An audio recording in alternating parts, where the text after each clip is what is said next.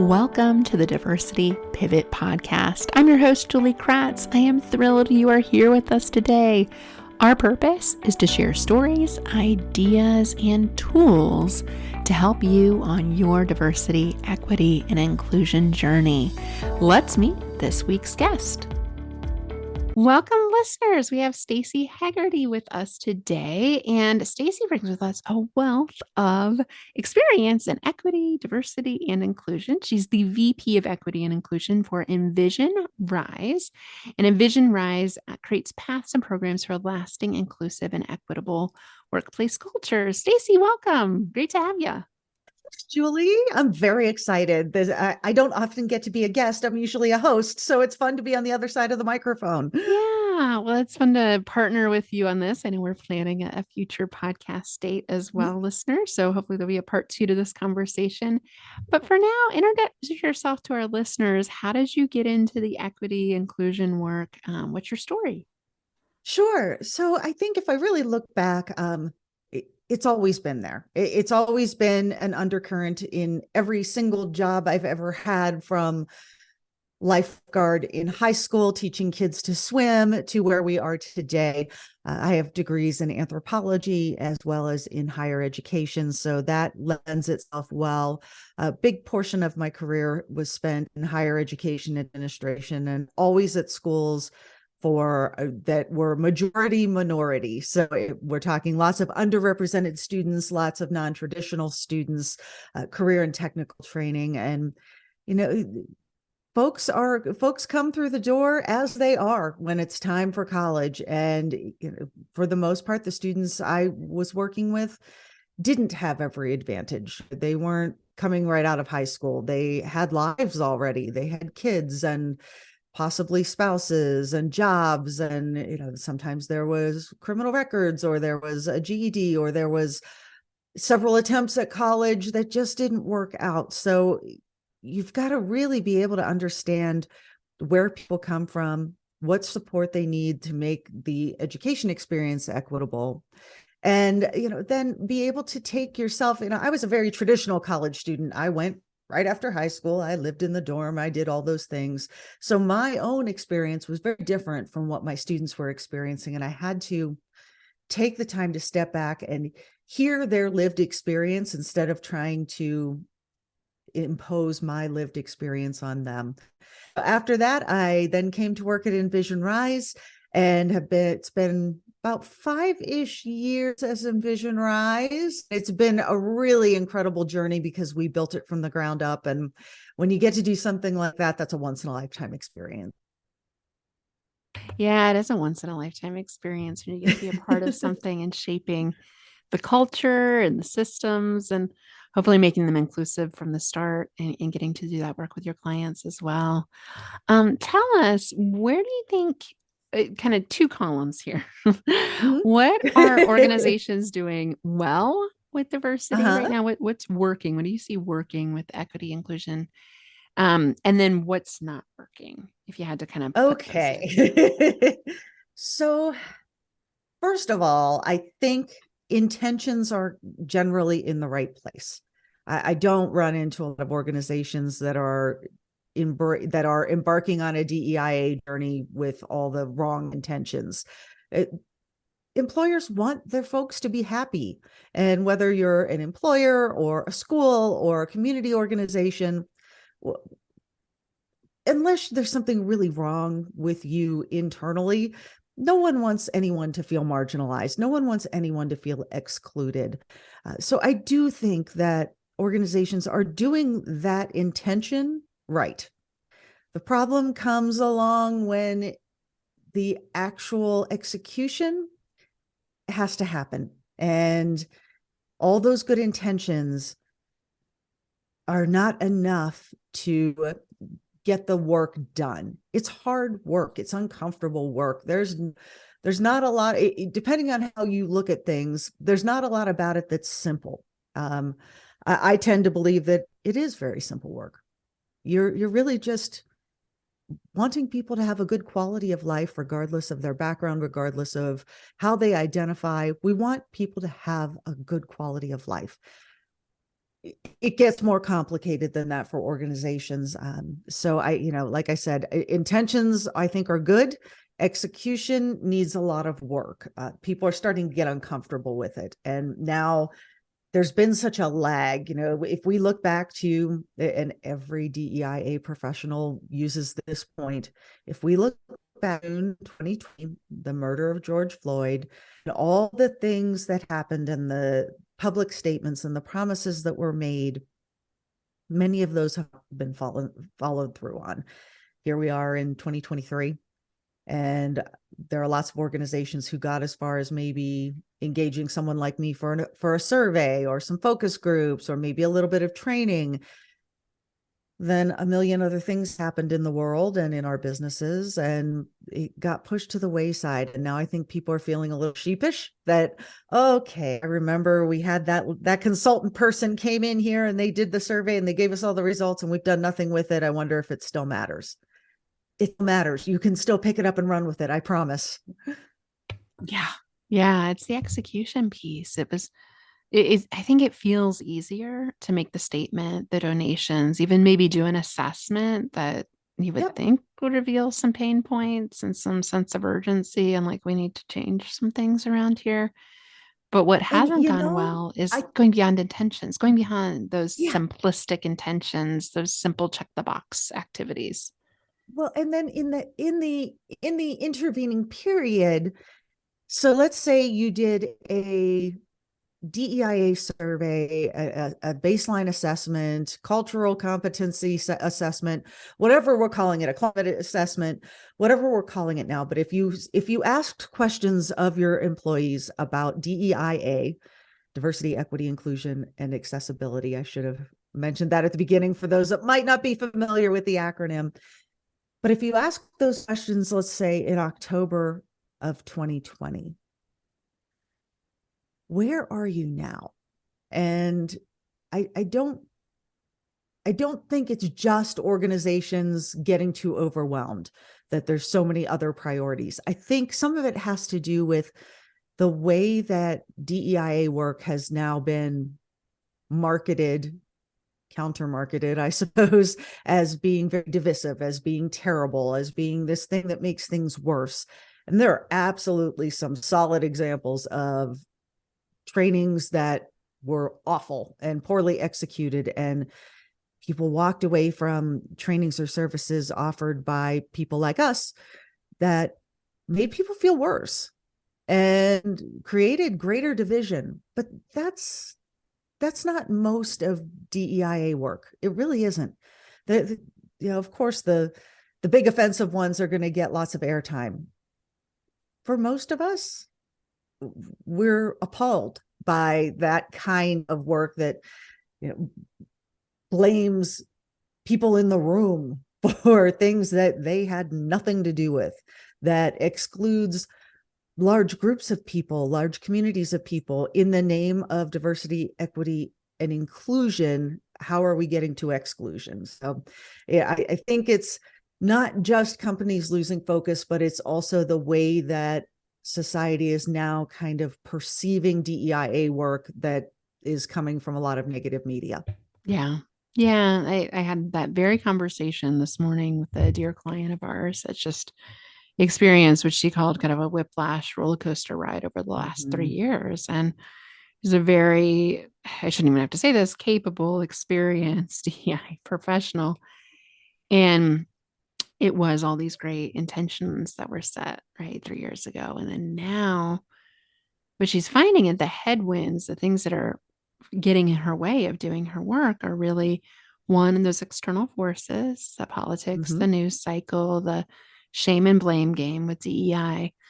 And then there's also the other piece is not really a priority. And so there's kind of this internal, we're not prioritizing it, because if we really were prioritizing DEIA work, we would have it on performance reviews. We would have it as a part of like promotions. You've done that work, therefore you get to the next level. Not that you want to check the box, but like it would be a part of succession planning conversations. It would be rewarded monetarily, and it would be a part of how we assess talent. That's not the case inside most organizations. Agreed. It's Very few not. examples of employee resource groups getting even paid. But so you have this internal lack of prioritization where the message doesn't quite match the action. And then you have the external headwinds of political, backlash. It's against us. And so it very much feels like for a lot of DEI leaders right now, like I'm really trying to keep people interested, but they're afraid and they don't think it's not that they don't think it's important. They don't think the organization really thinks it's important. And so curious what you say to leaders that are conflicted with those headwinds. Yeah, I think for me, it comes down to something that a friend of mine says. He's a executive leadership consultant. And what he says is, does your audio match your video? So think about like when Netflix has that little bit of a lag. Sorry, Netflix, it's not just you. But that little lag where somebody's mouth is moving, but the sound isn't quite lined up and it looks just a little off and it's really distracting. I think that's happening in organizations a lot, where the audio is, we believe in diversity, equity, inclusion, accessibility. We want everyone to bring their authentic, true selves to work. But then they're doing all these things that don't support that, like you said, they're not monetizing whether or not this is a priority. And as we all know, budgets are a direct reflection of your values. So if you didn't budget for it, and the answer is, well, we want to have all of this DEI work done, but it needs to be volunteers or voluntolds, however you want to look at it. We're not going to pay you for it. And it's not part of performance reviews.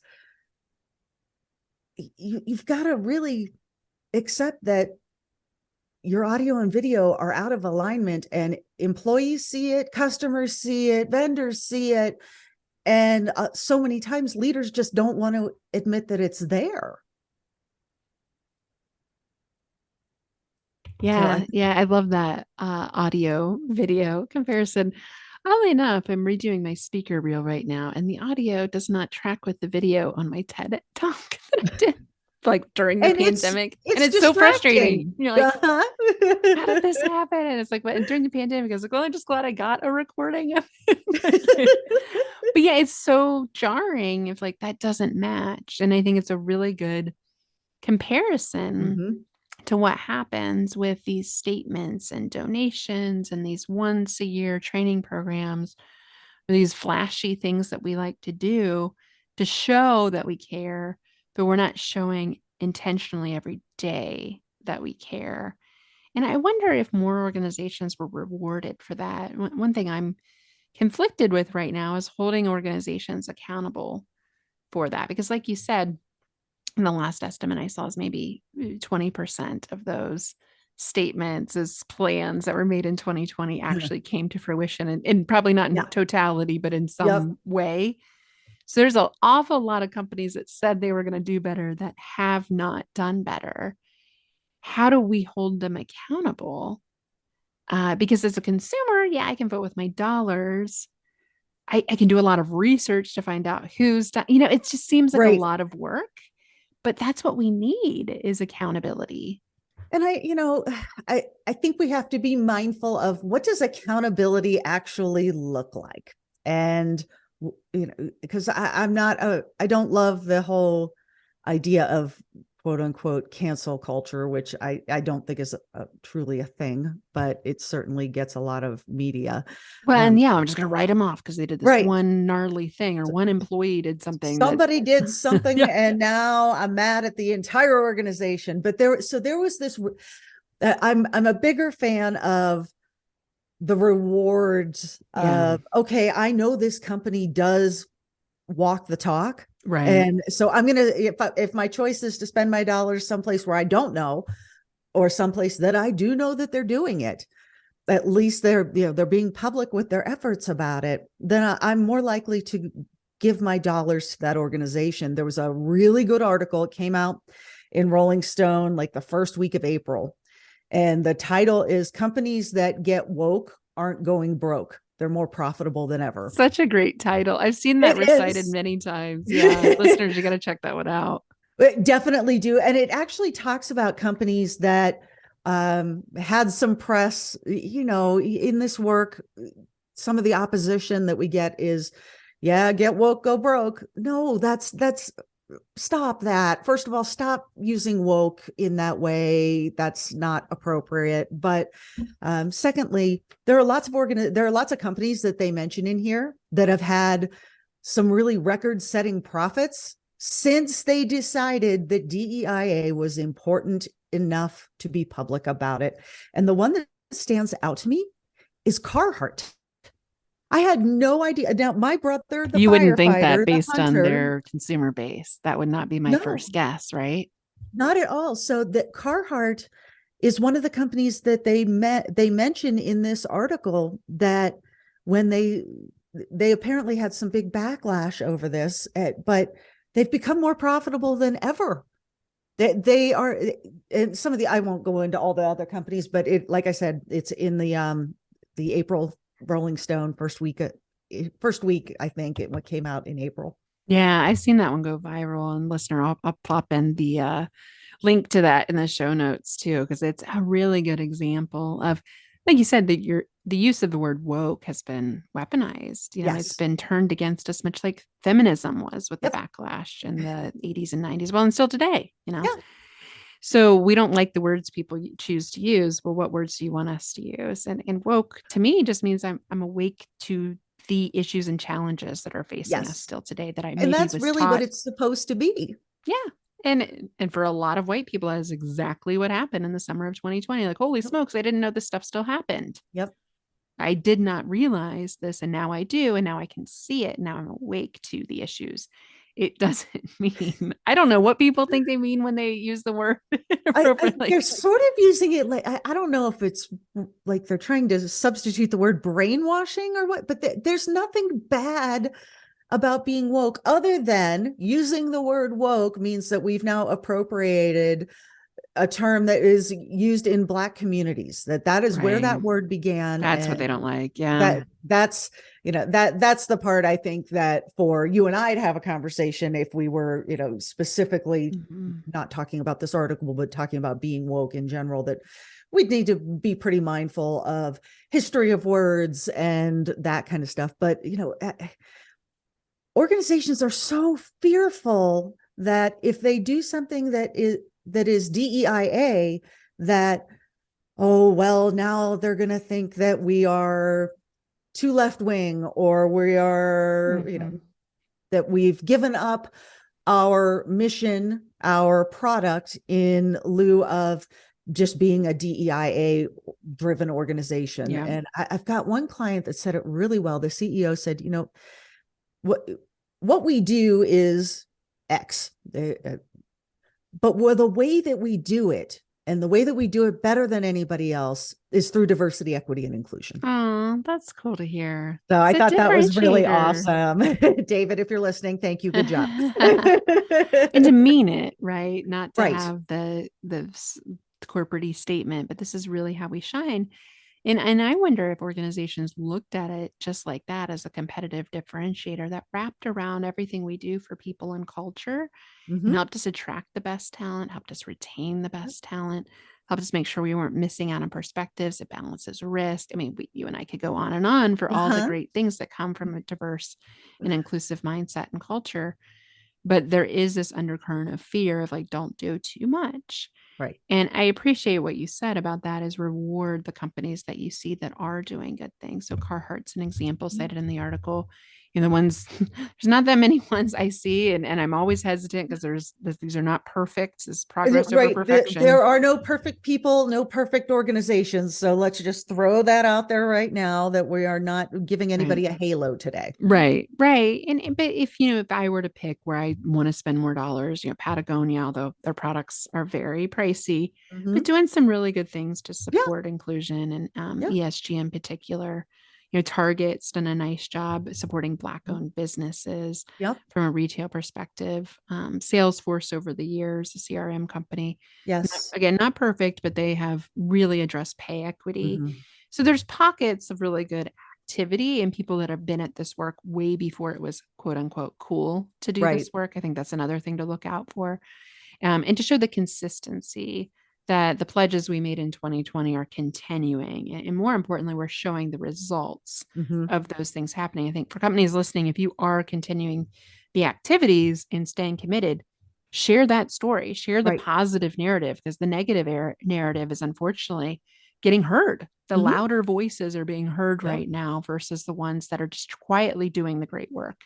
Let's Well, be and I bold think with those accomplishments. exactly. Be bold, be courageous. It takes courage to undertake these kinds of initiatives anyway.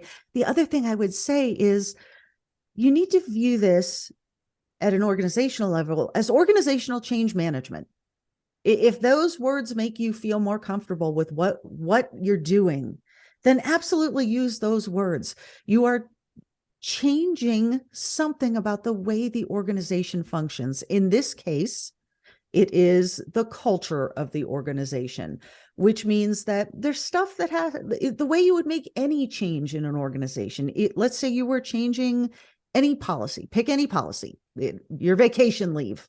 You're taking it from 3 weeks to 6 weeks. Wouldn't that be lovely?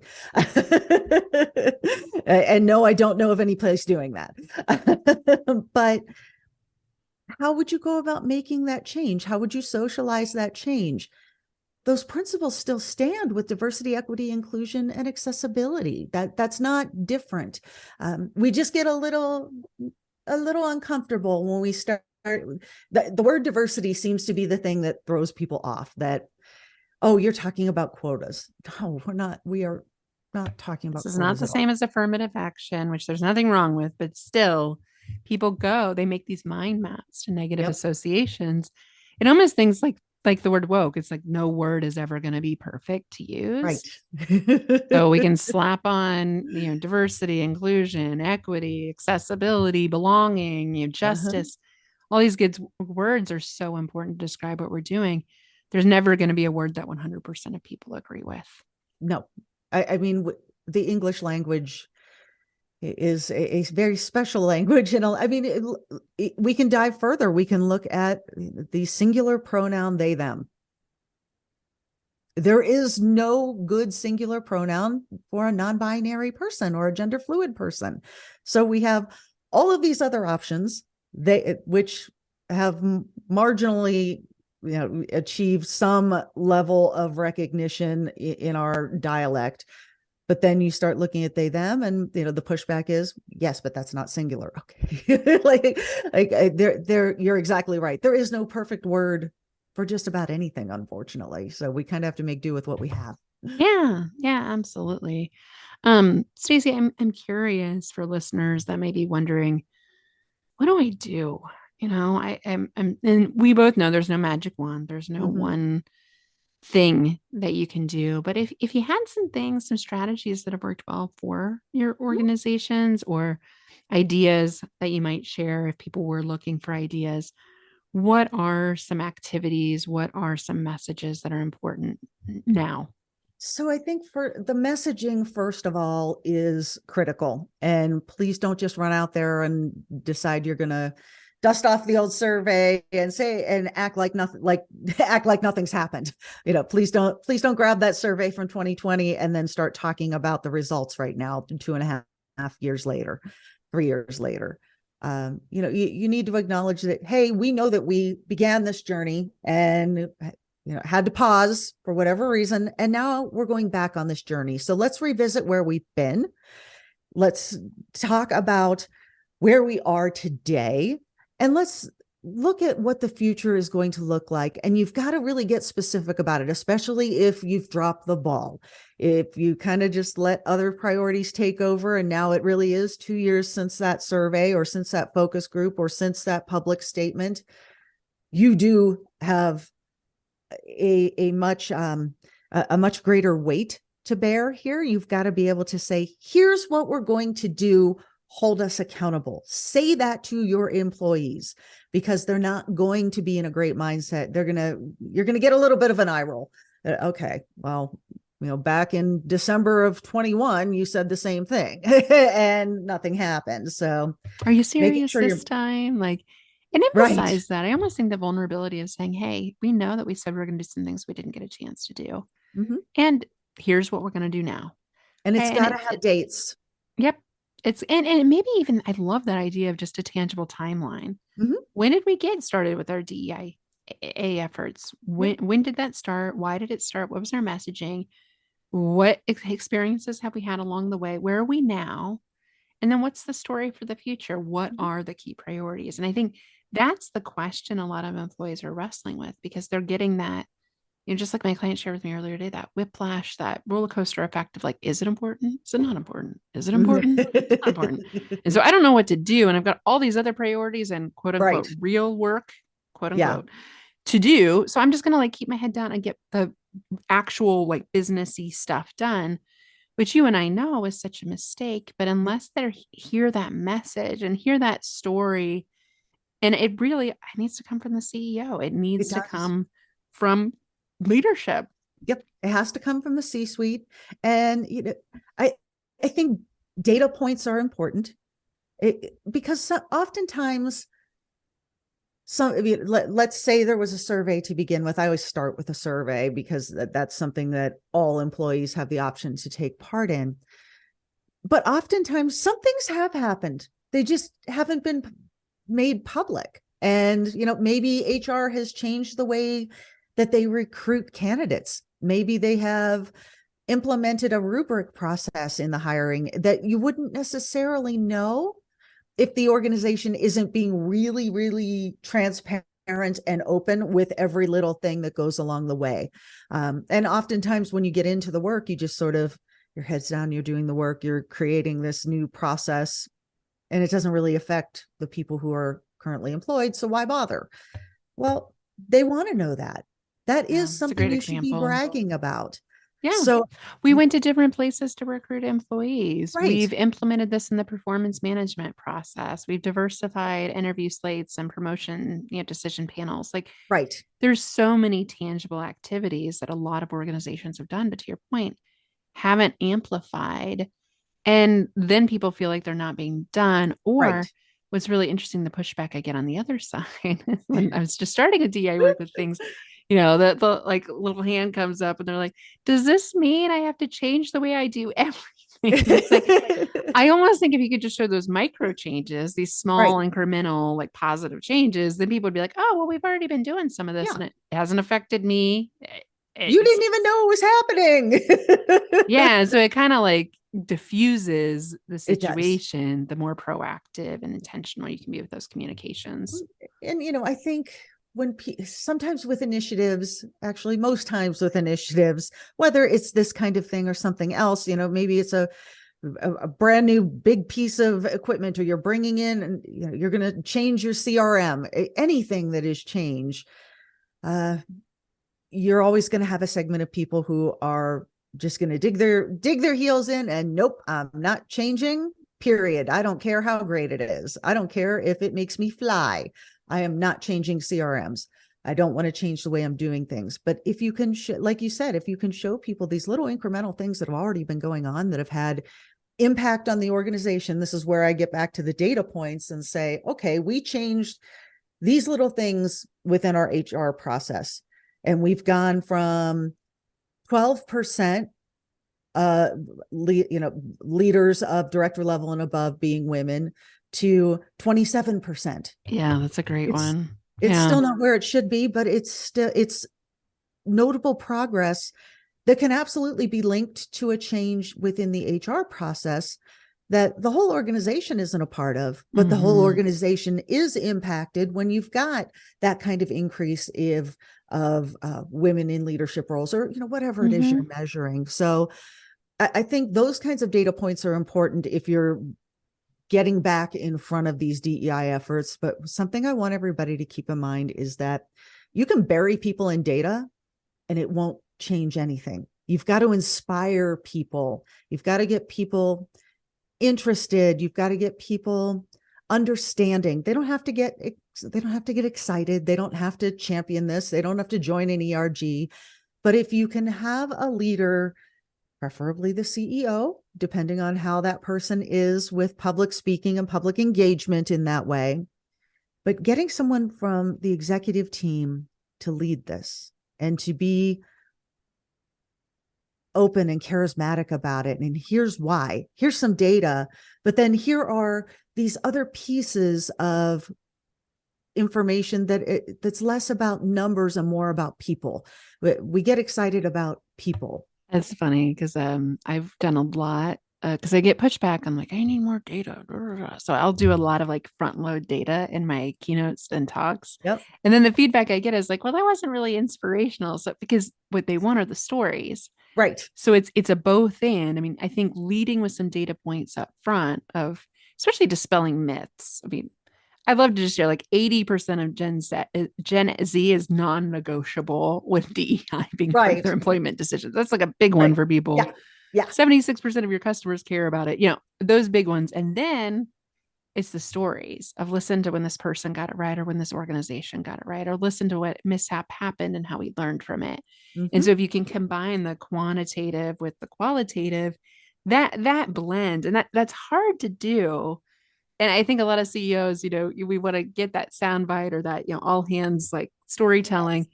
It can be hard to do, but if you have someone, especially if you partner with someone in communications that can ask those questions and kind of not script it out, but like put the talking points together for you. I'm not, to me, it's like, can we get a 1 minute soundbite, a 5 minutes now? You know, yes, it's great. Like I would love to see like a whole forum, fireside chat, long form discussion, whatever you want to call it. But just get some of these things shared in a small drip format. It really, you know, when you're talking about, you know, in statistics, when you used mixed methods, it gives you the most accurate, clear picture. And we need to be doing the same thing in this work. That yes, I mean, most of us have heard the statistic 19% greater revenue in organizations that are more diverse, equitable, and inclusive. Okay, great. Where's the story in that? Yeah. You know, what does that translate into? And we can't really draw that same comparison at our organization. We did DEI, therefore our profitability grew. You know, like this is an industry assessment. I think it's industry peers. So I also find that's a disconnect for organizations. Like, great to know, but like, how do I measure that? It's like, okay, well, tell me what you measure and tell me, you know, what drives. You've got to know what's driving your people, I think, is really what this boils down to. If you happen to be an organization where people are extremely driven by data, great.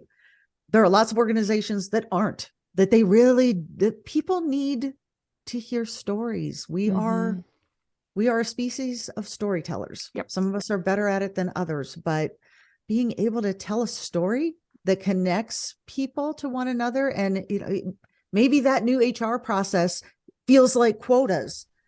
And then you have stories behind it and stories of people who were hired under that new process and what that's led to. You know, hopefully people are paying attention to these things that happen, that this isn't just a fiction that we made up, that this is real. And these are real people that you're working side by side with on a daily basis.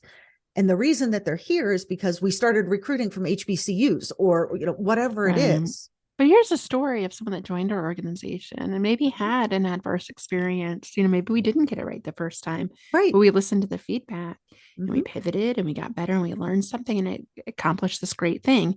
So I think almost that hero's journey or that, you know, a story arc that we like. I mean, there's going to be a setback. It's not like perfect. Everything's blah, blah, blah.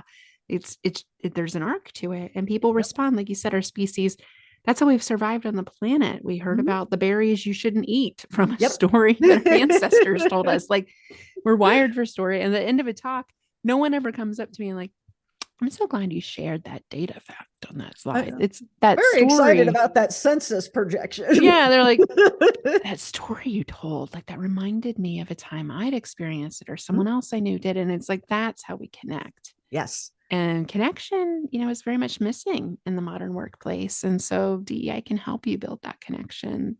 And, you know, I think part of, and maybe we need to shoulder some of that blame for that disconnection, because oftentimes, and I'm sure you hear it all the time too, what I hear from people in dominant communities is, I don't know what to say, so I'm just going to shut my mouth. And now we don't share. And now we don't connect. And now the storytelling becomes one-sided. And that's not how you build relationships, whether that's a working relationship, a friendship, a family relationship, a romantic relationship. It's two-way. It's multi-way. You've got to find ways to share. So we do need to be mindful of that I in DEI. That means everybody, not just marginalized communities, not just underrepresented communities. That means other communities, all of them need to be a part of this. When you're looking at statistics about, here I am citing data points, but when you look at statistics that say things like 70% of executive leaders are male, okay? So do you think it's smart to exclude and shame 70% of executive leadership? It's not. Stop it. Stop shaming and blaming. Nobody ever learned from that. No, and they don't have to give up their power if they don't want to, unfortunately. Nope. So the negative doesn't motivate. Positive Nope. is much more likely to motivate that change. Exactly. Staci, so inspirational. We covered a lot of ground today. Thank you. Thank you for your time, for your wisdom, for broaching all of the challenges, and more importantly, some great ideas our listeners can take action on. Tell our listeners, how can they follow you, engage with your work? Absolutely. So you can find more information about Envision RISE at envisionrise.com. You can also find me on LinkedIn, Staci Hegarty, Hegarty. And if you'd like to connect with me one-on-one there, I would love that. Thank you so much, Julie, for having me on today. This is really fun being on the other side of the mic. I think I need to go be a guest more. Yeah, it is fun. I am looking forward to having you on the Envision RISE podcast sometime soon. Awesome. Stay tuned, listeners, for part 2 on that. And thanks so much, Staci. Appreciate you. Thank you. Have a great afternoon, Julie. Thank you for listening to this week's episode. If you liked what you heard, consider hiring Julie and the Next Pivot Point team to come speak at your organization's next event. We speak on a range of topics from active allyship to inclusive leadership to how to create a culture where everyone feels seen, heard, and feels a sense of belonging. Thank you for being on this journey with us.